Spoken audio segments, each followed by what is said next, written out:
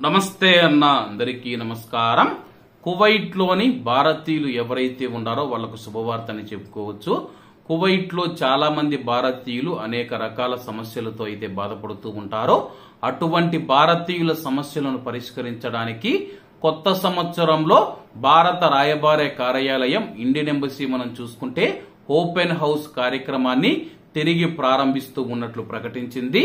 భారత రాయబార కార్యాలయం తెలిపిన వివరాల ప్రకారం కువైట్ లో ఏదైనా కౌన్సులర్ సమస్య లేదా రాయబారితో పాటు కౌన్సులర్ ఆఫీసర్లను భారత జాతీయులు కలిసే అవకాశం అని చెప్పేసి కువైట్ లోని భారత రాయబార కార్యాలయ అధికారి డాక్టర్ ఆదర్శ్ స్వైకా గారు స్వయంగా ఆయన అయితే ఈ ఓపెన్ హౌస్ కార్యక్రమంలో పాల్గొంటారు.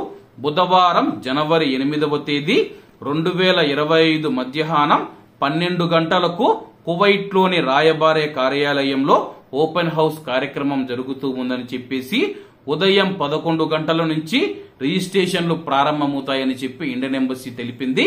కువైట్ లో ఉన్న భారతీయులు ఎవరైతే ఉన్నారో బుధవారం ఉదయం జనవరి 8వ తేదీ 11 గంటలకు మీరు ఇండియన్ ఎంబసీకి చేరుకొని రిజిస్ట్రేషన్లు చేయించుకుంటే 12 గంటల నుంచి భారత రాయబార కార్యాలయ అధికారి డాక్టర్ ఆదర్శ్ స్వైకా గారు ఓపెన్ హౌస్ కార్యక్రమంలో ఆఫీసర్లు మరియు అధికారులు పాల్గొని మీ యొక్క సమస్యల నుంచి ఫిర్యాదులు స్వీకరిస్తారు.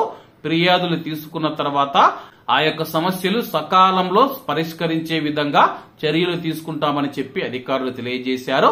కాబట్టి అందరూ బాగుండాలి, అందులో మనం ఉండాలి. అందరికీ నమస్తే అన్న, జై హింద్.